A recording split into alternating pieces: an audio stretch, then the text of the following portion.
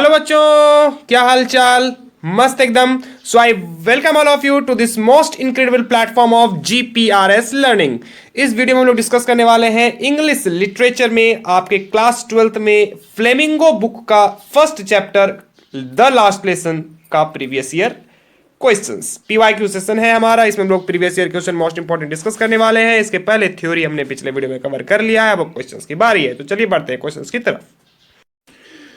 तो ये है हमारा चैप्टर द लास्ट लेसन, जिसमें आपको दो characters name generally major character दिखेंगे। फ्रांज एक लड़का और एम हेमेल जो फ्रेंच टीचर था, और किस प्रकार से ये घटना आपने स्टोरी में पढ़ी होगी वो आपको पता है। हम लोग सीधे क्वेश्चंस की तरफ आ रहे हैं। पहला question, what was Franz expected to be prepared with for school that day. That day यहाँ पे रिप्रेजेंट कर रहा है वो दिन जिस दिन अनाउंसमेंट हुआ था French language will not be French language will not be teaches in any schools of Alsace and Lorraine, जो जर्मन से ऑर्डर आया था। तो उसी दिन अब फ्रांज ने क्या एक्सपेक्ट किया था, तो आपको पता है फ्रांज एक्सपेक्ट किया था कि पार्टिसिपल्स की पढ़ाई होने वाली। तो Franz were expected to prepare a lesson on participles. M Hamel जो उसका टीचर था, his teacher had announced that he would question them on participles that day. और पता है कि एम फ्रांज जो कि जिसको पता था कि M M L participles homework दिए और वो स्कूल भी नहीं जाना चाह रहा था उस दिन on that day, Franz did not know even the first word about them. और मतलब पार्टिसिपल्स के बारे में वो ABCD भी पार्टिसिपल्स का नहीं जानता था। He doesn't know about the ABC of participles. इसलिए कह रहा है कि Franz didn't know even the first word, पहला शब्द कुछ भी नहीं जानता था अबाउट देम। देम मतलब participles. He was expecting a scolding from MML. Scolding मतलब उसको डांटने वाला था, ऐसा वो एक्सपेक्ट कर रहा था on that day. Hence he feared, इसलिए उसको डर लग रहा था टू फेस एमएमएल को फेस करने के लिए और स्कूल जाने के लिए। यही है पहला क्वेश्चन। सारे क्वेश्चंस प्रीवियस ईयर के हैं, ईयर हमने मेंशन नहीं करा। चलिए next question, Franz thinks will they make them sing in German even the pigeons, what could this mean. Franz को जब पता चला कि फ्रेंच लैंग्वेज पढ़ाई नहीं होगी जो कि उसका मातृभाषा थी, तो उन्होंने एक स्टेटमेंट कहा था, will they make them sing in German even the pigeons. कह रहा है कि क्या पिजन को भी अब जर्मन में गाना पड़ेगा। तो एक गुस्से वाला स्टेटमेंट फ्रांज कहता है, सोचता है। The above extract means that the French German was harsh and hostile with the citizens of the French villages.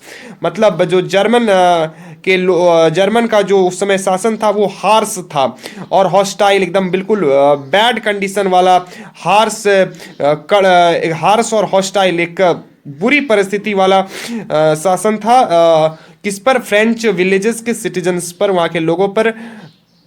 To the ultimate extent they could take away the education of children in schools for their political interest. वो अपने politics के लिए school के बच्चों के जो education थे उसको भी बाहर कहता है। The villagers had suffered a lot under the enslavement the draft and the order of the commanding officers. यहाँ के विलेजर्स बहुत पहले से सफर कर रहे हैं इनके जो आतंक है उनसे। अब स्टूडेंट पर भी ऐसा कार्य हो रहा है, तो ये दुखद बात है। आगे कहता है, Franz wonders whether these German school be heartless enough to impose these restrictions on the birds and animals of the area. क्या कह रहा है, क्या वो बर्ड्स और एनिमल्स को भी इस तरह से ही करेगा? बर्ड्स और एनिमल्स को भी अब क्या जर्मन में बोलना पड़ेगा? मतलब यहाँ पे डिनोट ये कर रहा है ये स्टेटमेंट कि उनके मातृभाषा को छीना जा रहा है। क्या किसी के मातृभाषा को छीना जा सकता है? इसी बात को लेकर ये स्टेटमेंट कहा गया है। चलिए आगे देखिए, एनफ टू, इतने हार्टलेस हो गए, इतने हृदयहीन हो गए हैं जर्मन्स कि वो इम्पोज, उसको डाल देंगे ये सारे रिस्ट्रिक्शन बर्ड्स और एनिमल्स को इस एरिया के। क्या जिसके मातृभाषा है उनको भी छीन लिया जाएगा? इस तरह के बात को दिखा रहा है। This shows that extent to which, ये वो शो करता है किस एक्सटेंट तक, किस हद तक जर्मन लोग गिर सकते हैं। हम लोग आम भाषा में बोलते हैं ना, ये किस हद तक गिर सकता है। उसी तरह से फ्रांज भी इस स्टेटमेंट से यही दिखाने की कोशिश कर रहा है कि मैं भी अंडरलाइन करके आपको दिखा रहा हूं, the extent to which German could fall. Germans कहां तक गिर सकता है, किस एक्सटेंट तक जा सकता है जर्मन, वो दिखाने की कोशिश हो रही है यहां पर। ठीक है, in the field of humanity के फील्ड में, ह्यूमैनिटी आपको पता ही है, मानवता के दुनिया में जर्मन कहां तक गिर सकता है? For the fulfilment of their political interest, political interest के फुलफिलमेंट के लिए एक व्यक्ति, एक चिड़ैया, एक जानवर, इन सब के मातृभाषा को भी छीना जा सकता है। यहां तक जर्मन गिर सकता है अपने पॉलिटिकल इंटरेस्ट के फुलफिलमेंट के लिए, और ह्यूमैनिटी के फील्ड में वो कहां तक गिर चुका है, ये सारा डिनोट कर रहा है फ्रांज के द्वारा लिखा गया ये स्टेटमेंट। यही इसका मतलब है, नोट कर लीजिएगा। बढ़ते हैं आगे। Why did Franz want to spend his day out of doors? अगला क्वेश्चन है हमारे पास कि फ्रांज बाहर ही जीवन क्यों बिताना चाहता है, मतलब घर के बाहर। Franz started for school very let that morning, उस दिन की बात है। डेट मतलब वो दिन, डेट मॉर्निंग मतलब वो दिन जिस दिन ये स्टेटमेंट आया था कि अब जर्मन पढ़ाया जाएगा, फ्रेंच नहीं पढ़ाया जाएगा, ठीक है। तो उस दिन उन्होंने फ्रांस जो है स्कूल में लेट किया। एमएमएल उसका टीचर अनाउंस किया कि he would question them on participles, ये पहले से तय था लेकिन हुआ नहीं। Franz did not know even the first word about them, he was expecting scolding from MML on date, hence Franz wants to spend his day out of doors. क्यों बाहर बिताना चाहता था? क्योंकि उसको डर था कि वो एमएमएल डांटेंगे उस दिन, क्योंकि उस दिन पार्टिसिपल्स पे क्वेश्चन होने वाला था, एमएमएल उस दिन क्वेश्चन करने वाले थे, और वो पार्टिसिपल्स के बारे में कुछ नहीं जानता था। France did not know even the first word about them, कुछ भी नहीं जानता था, पहला शब्द ABCD भी नहीं जानता था पार्टिसिपल्स का। तो वो एक्सपेक्ट कर रहा था, ही वाज एक्सपेक्टिंग, ध्यान दीजिएगा, ही वाज एक्सपेक्टिंग ए स्कॉल्डिंग, डांट वहां से एक्सपेक्ट कर रहा था। एमएमएल ऑन दैट डे, ठीक है ना, on that day, MML on that day, hence Franz wants to spend his out of doors, मतलब स्कूल नहीं जाना था और घर के बाहर ही आउट ऑफ डोर्स अपना जीवन बिताना चाहता था उस दिन के लिए, ठीक है। What are MML's views about the French language? French language के बारे में एमएमएल्स का क्या विचार है, इसको यहाँ पे पूछा जा रहा है। MML's views about the French language was very positive, ठीक है ना, वो तो ऑब्वियस होना ही चाहिए। फ्रेंच मैन के लिए फ्रेंच लैंग्वेज के प्रति उसका व्यू पॉजिटिव होना चाहिए। और उन्होंने लेसन के लास्ट में फ्रेंच लैंग्वेज के बारे में कुछ कहा भी था कि वो मोस्ट ब्यूटीफुल लैंग्वेज है, मोस्ट क्लियरेस्ट लैंग्वेज है इन द वर्ल्ड, और किसी हर व्यक्ति को अपना जो लैंग्वेज है उसको बचा के रखना चाहिए, और तब तक जब तक वो अपने लैंग्वेज को होल्ड करके रखेगा तब तक एक तरह से समझिए कि स्लेवरी का उसके पास प्रिजन का की है, यही ना कहा था, as long as one would hold the language it is as if that he had the prison, he had the key to their prison. ये स्टेटमेंट था, आपको याद होगा। तो यहाँ पे हम और भी चीजें जोड़ सकते हैं इस आंसर में, आप खुद से जोड़ सकते हैं, आप अपने से भी लिख सकते हैं। ये आंसर तो रेफरेंस आपको पता है। French is the most beautiful language in the world, most clearest, यहाँ लिखा हुआ भी है मोस्ट क्लियरेस्ट, और आगे क्या लिखा है, मोस्ट लॉजिकल लैंग्वेज। ये सारी बातें हमने करी थी कि अपने चैप्टर के डिस्कशन में। चलिए नेक्स्ट क्वेश्चन, आगे बढ़ते हैं हम लोग, और आगे का क्वेश्चन आ चुका है, why did MML not blame Franz alone for his inability to learn? ये इंपॉर्टेंट क्वेश्चन है, ये इंपॉर्टेंट क्वेश्चन है, ध्यान दीजिएगा भाई। कहता है कि एमएमएल सिर्फ अपने आप को क्यों नहीं ब्लेम करता है, वेरी सॉरी, फ्रांज को अकेला क्यों नहीं ब्लेम करता है, वो अपने आप को भी क्यों ब्लेम करता है, ये क्वेश्चन है। सिर्फ फ्रांज को ही क्यों ब्लेम करता है, अपने आप को, फ्रांज को ही क्यों अकेला ब्लेम नहीं करता और अपने आप को क्यों करता है। इनएबिलिटी टू लर्न मतलब फ्रांज, जो आपको पता है कि पढ़ने लिखने में ठीक नहीं था, उसके लिए उन्होंने फ्रांज को ब्लेम किया, उनके माता पिता को ब्लेम किया, और वो खुद को ब्लेम किया। 3 लोगों को उसने ब्लेम किया था, एक तो फ्रांज था, एक उसके पेरेंट्स थे। फ्रांज को क्यों ब्लेम किया, रीजन बताया सबका, सबके ब्लेम करने का रीजन बताया। पहला ब्लेम किया था फ्रेंच को, ध्यान दीजिएगा, पहला ब्लेम किया था फ्रेंच को ब्लेम किया था कि वो पढ़ने पे ध्यान नहीं देता है। उसके पेरेंट्स को ब्लेम किया, पेरेंट्स को क्यों ब्लेम किया, क्योंकि ये पेरेंट्स चंद रुपयों के लिए फ्रेंच जैसे लड़के को मिल्स में, खेत में, इस सब में काम करने के लिए भेज देते हैं और उनके पढ़ाई पर उतना ध्यान नहीं दे पाते हैं। वो खुद को ब्लेम करता है, एमएमएल हिमसेल्फ ब्लेम करता है, अपने आप को, क्योंकि वो फ्रेंच को छुट्टी दे दिया करते थे, है ना, जब हॉलीडे, जब इच्छा होती थी खुद की, वो हॉलीडे प्रदान कर दिया करते थे। प्लांट्स को वाटर करने के लिए भेज दिया करते थे, पानी पटाने के लिए भेज दिया करते थे, जब फिशिंग पे जाना चाहते थे तो भी छुट्टी कर देते थे। तो इन सारे रीजंस पे वो खुद को ब्लेम करता है। तो आइए देखिए क्या आंसर है हमारे पास। In MML the school teacher did not want to blame Franz alone, ठीक है ना, for his lack of interest for their learning. Franz was not alone who but put off learning till the next day. According to MML, it was the great problem of the whole of Alsace that put on learning for the next day.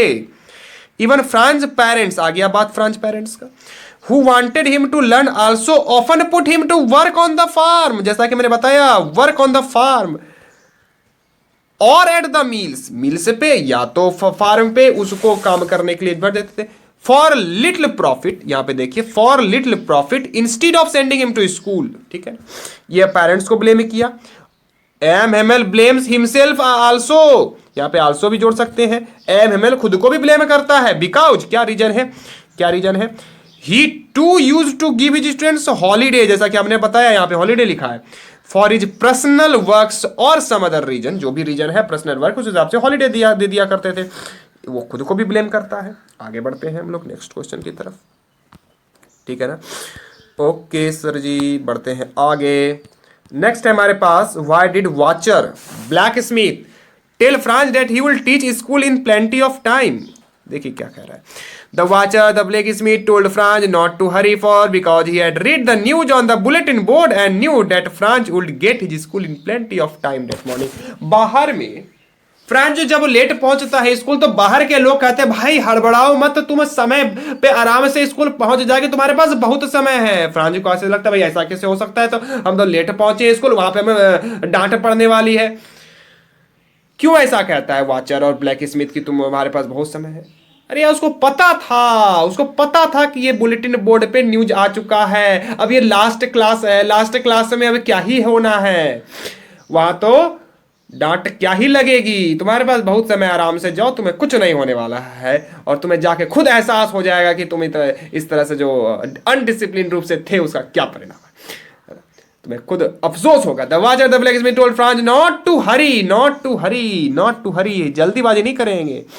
Because he had read, read है basically, ये third form है ना. He had read the news on the bulletin board and knew that Franz would get his school in plenty of time that morning, क्योंकि वो news पढ़ चुका था, ठीक है ना, न्यूज वो पढ़ चुका था. आगे, Why didn't MML get angry with Franz for being late? अरे भाई ये तो मोस्ट इंपॉर्टेंट क्वेश्चन. इस क्वेश्चन को घुमा फिरा के ना बहुत बार पूछा है, बहुत बार मैंने भी इस क्वेश्चन को बहुत देखा ना. MML was much disturbed by the news that came from Berlin. ही अच्छा यहाँ पे ना, अगर ये शॉर्ट लग रहा है आपको क्वेश्चन अगर इससे 3 मार्क्स में या 4 मार्क्स में आता है बढ़ के, मतलब अगर ये 2 मार्क 1 मार्क के लिए क्वेश्चन ठीक है, अगर ये बढ़ के आता है ना आपको यहाँ पे मेंशन करना पड़ेगा कि वो न्यूज के बारे में जो न्यूज आया था जर्मन जर्मन के हेड ऑफिस की अल्साके लॉरेन में अब नहीं पढ़ा जाएगा, तो वो आपको न्यूज मेंशन करना पड़ेगा. ही वाज, तो वही न्यूज के बारे में यहाँ पे डिस्कस करके फिर लिखना है कि MML जो है मच डिस्टर्ब हो गए थे न्यूज से, ठीक है ना, कि बाय द न्यूज. अब यहाँ पे आप न्यूज का मेंशन कर देंगे इस जगह पे जैसे यहाँ पे आप न्यूज का मेंशन कर देंगे, ठीक है ना, फिर डेट लगाएंगे, डेट कम फ्रॉम बर्लिन, या फिर यहाँ पे न्यूज का मेंशन कर सकते हैं. न्यूज के बारे में एक लाइन में मेंशन कर देंगे जो कि बर्लिन से आया था, यहाँ पे मेंशन कर दीजिए, ठीक है ना. न्यूज का इस जगह पे मेंशन कर दीजिए. ही के पहले he was delivering his last lesson, वो लास्ट लेसन दे रहा था, इसलिए in French, so he didn't get angry with the French for being late. अब लास्ट लेसन दे रहा है तो क्या ही एंग्री होगा यार, लास्ट लेसन में अब क्या एंग्री होना है, पता है आपको, स्टोरी अच्छे से पता है. मैं बस आपको क्वेश्चंस दिखा रहा हूँ किस तरह से क्वेश्चंस आए हुए हैं.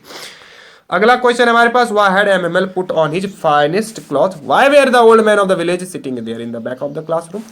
देखो भाई MML उस तरह के कपड़े क्यों पहने थे, है ना, बढ़िया से बढ़िया कपड़े जो कि सिर्फ पार्टियों में पहना करते थे, इंस्पेक्शन के दिन पहना करते थे, और वो गांव के लोग क्यों बैठे हुए थे यार, है ना. तो आपको पता है कि एक स्पेशल ओकेजन था, to highlight the special occasion, ठीक है, स्पेशल ओकेजन था उसको हाईलाइट करने के लिए. वो उसका लास्ट दिन था फ्रेंच में. यहाँ पे आप जोड़ सकते हैं, it was his last lesson in French, as यहां से लगा सकते हैं, as an order had come from Berlin that only German language will be studied या will be teach in the schools of Alsace and Lorraine. तो उसके आगे हम लोग बढ़ जाएंगे कि ऐसी नोटिस आई तो इसीलिए लास्ट लेसन था, और इसीलिए लास्ट लेसन था तो ओल्ड मैन विलेज के वो भी आए. क्यों आए भाई, लास्ट लेसन है तो क्यों आए. अपना रिस्पेक्ट दिखाने के लिए उस फ्रेंच टीचर को जो पिछले 40 साल से इस स्कूल में काम कर रहा है, to show their sympathy and respect to French for M Hamel. ये है रीजन उसके आने का। लेकिन सिंपैथी और रिस्पेक्ट के पहले आपको ये मेंशन करना पड़ेगा कि वो लास्ट लेसन था, ठीक है ना। लास्ट लेसन भी रीजन है, ये भी एक रीजन है, ठीक है ना। अरे रिस्पेक्ट और सिंपैथी दिखाएगा तो क्यों दिखाएगा, और दिन क्यों नहीं दिखाता था, आज ही क्यों दिखाया, क्योंकि लास्ट लेसन था आज, इसलिए ये दिखाया। अच्छा, it was their way to thank MML. यहाँ पे देखिए मैं इसको हटा रहा हूं तो आपको क्लियर दिखे कि it was their way to thank MML. MML को थैंक करने का एक तरीका था, patriotic feeling had overpowered them. चलिए बढ़ते हैं हम लोग आगे। ओके, आगे हमारे पास क्या आ चुका है, चलिए अब हम लोग रेड ट्रैप पे पहुंच चुके हैं। नेक्स्ट चैप्टर हमारा रेड ट्रैप यहाँ पे आ रहा है। तो मैं अब बाकी के क्वेश्चंस ना नेक्स्ट बाकी के चैप्टर से, सॉरी क्वेश्चंस तो इसमें खत्म हो गए, और जो भी क्वेश्चंस बचे रहेंगे ना, ये तो प्रीवियस ईयर के कुछ क्वेश्चंस थे, कुछ नॉन प्रीवियस ईयर के जो भी सवाल होंगे इंपॉर्टेंट जो होंगे उसको मैं नेक्स्ट वीडियो में लेकर आऊंगा। आप बताना कि आपको इस तरह की सीरीज लगातार चाहिए या नहीं। ये फर्स्ट चैप्टर था, लास्ट लेसन, इसके बाद हम लोग मिलेंगे अगले चैप्टर। इसलिए कहना चाहता हूं थैंक यू सो मच इस वीडियो को देखने के लिए। जो हमारा पहला चैप्टर है फ्लेमिंगो का, उसके हमने अगर कोई थ्योरी का वाला वीडियो नहीं मिल रहा है आपको हमारे चैनल पे तो जरूर कमेंट कर दें इस वीडियो में। आपको तुरंत मैं लिंक प्रोवाइड कर दूंगा, डायरेक्ट लिंक, वहां से आप जाके इसके जो थ्योरी वाला वीडियो है उसके बाद देख सकते हैं। देखिए मैं आपको बताऊं, हर चैप्टर में आपको 2 वीडियोज मिलेंगे। यहाँ पे क्लास 12 इंग्लिश की पढ़ाई हो रही है, तो फ्लेमिंगो प्लस विस्टास, दोनों में से आपको ईच चैप्टर के हर एक चैप्टर के 2 वीडियोज मिलेंगे, है ना। ईच चैप्टर्स के 2 वीडियोज मिलेंगे, हर एक चैप्टर में 2 वीडियो मिलेगा, ठीक है ना। जिसमें एक वीडियो में हम लोग कवर करेंगे उसके थ्योरीज, दूसरे वीडियो में कवर करेंगे उसके क्वेश्चन आंसर, और एक तीसरा वीडियो भी होगा जो मैं भूल गया बताना, तीसरा वीडियो भी होगा जिसमें हम लोग डिस्कस करेंगे प्रीवियस ईयर क्वेश्चन, ठीक है ना। तो थ्योरी में क्या होगा, यह थ्योरी वाला वीडियो आपको चाहिए तो आप कमेंट कर देना, या तुमको तुरंत वीडियो मिल जाएगा। थ्योरी में क्या होगा, हम लोग उसके अबाउट द ऑथर डिस्कस करेंगे, उसके बाद इंट्रोडक्शन पे हम लोग फोकस करेंगे, थीम ऑफ द स्टोरी बताएंगे, फिर समरी के माध्यम से आपको पूरी story line by line explanation करके दिखा देंगे। उसके बाद ही कुछ इंपॉर्टेंट बातें करेंगे, उस चैप्टर के कैरेक्टर स्केच को डिस्कस करेंगे, जितने भी कैरेक्टर्स हैं उसके कैरेक्टर स्केच को डिस्कस करेंगे, कैरेक्टर स्केच हर एक कैरेक्टर्स का, ठीक है ना। और कुछ बच जाएगा कुछ चीजें, और अगर चैप्टर्स में होगी तो सारा डिस्कस कर लेंगे। पूरा कंप्लीट चैप्टर का स्ट्रोक आपके एक वीडियो में आ जाएगा, मस्त आपका मतलब एक तरह से यहाँ पे जो मैं स्लाइड के रूप में लाऊंगा तो सारा स्लाइड आप देखेंगे तो आत्मा तृप्त हो जाएगी आपकी। तो कमेंट करके बताते जाइएगा आपको क्या कैसा कैसा चाहिए, ठीक है। थैंक यू सो मच, हम लोग जाते हैं, हम लोग नेक्स्ट वीडियो में मिलेंगे, धन्यवाद।